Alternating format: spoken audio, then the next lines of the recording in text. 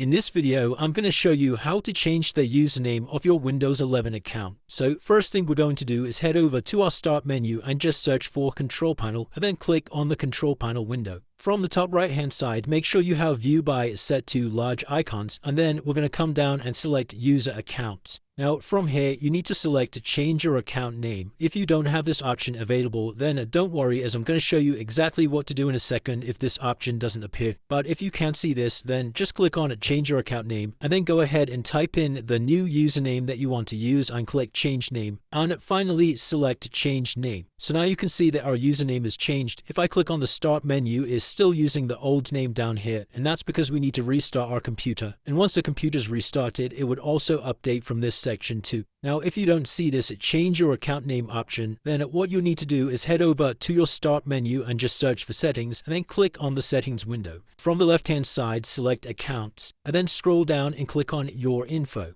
Now, underneath account settings, you need to make sure you have a local account set up. So on the right-hand side here, you should have an option that says sign in with a local account or something similar to that. And then you just need to go through the steps on the screen to swap your Microsoft account to a local account. Once you've done that, you'll then be able to head back over to the control panel and you'll be able to change your username. And it's as simple as that, guys. If you did find this video helpful, then let me know in the comments and I'll see you in the next one.